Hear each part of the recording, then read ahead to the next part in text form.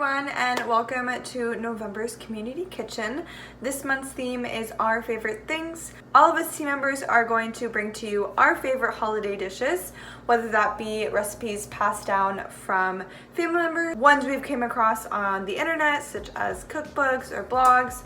And this one is actually one of mine that I have developed, and I developed a few years ago, and it is one of my favorite dishes. It is a mushroom and sage stuffing. It contains a flavorful mushroom broth with a variety of vegetables, some fresh herbs such as sage, and some other delicious flavor components. So we are going to start off by cutting our French bread.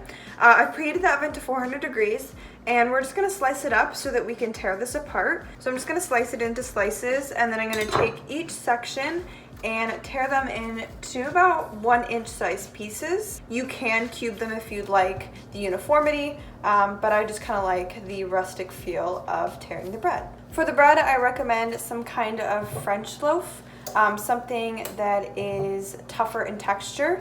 You could also use whole wheat bread for a healthier alternative. You're going to spread out all of your bread cubes, your pieces of bread, on a parchment lined or silicone baking mat lined baking sheet. You will toast these in the oven for 5 to 6 minutes or until golden brown and crispy in a 400 degree oven.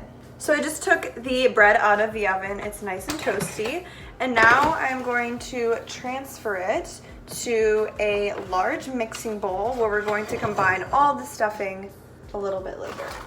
So I have my pan here that I'm preheating over medium heat, and this is non-stick, but we're going to still be using some fat because this is going to add a lot of flavor to our stuffing. Once it's hot, you're going to add your vegan butter and let that melt. Once it's melted, you're going to add your shallots and your celery.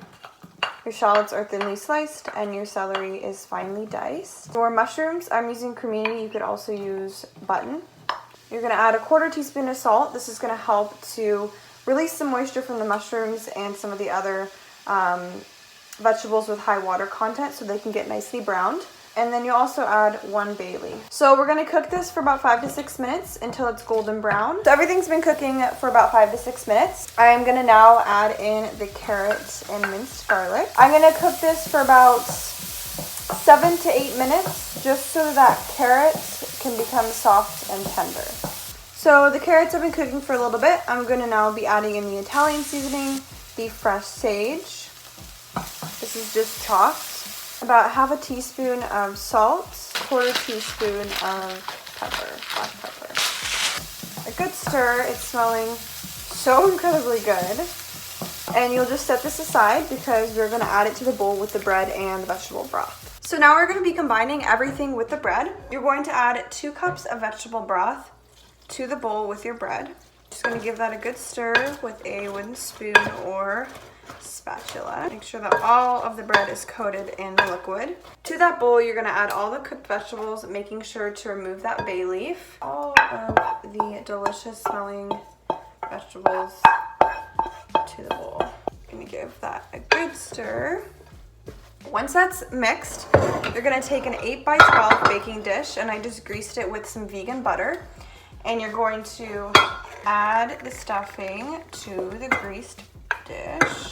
And now that you have everything in the baking dish, you're just going to put it in a 400 degree preheated oven for about 30 minutes until the top is golden brown and it's nice and crispy. The stuffing is now done. It's right out of the oven. It smells so good. I totally recommend to serve this with a homemade cranberry sauce or gravy. It's a great side dish for your Thanksgiving meal or Christmas. Thank you so much for watching this video. I hope that you enjoyed it. If you do try this out for your holiday festivities, be sure to tag at SPU Kitchen on Instagram.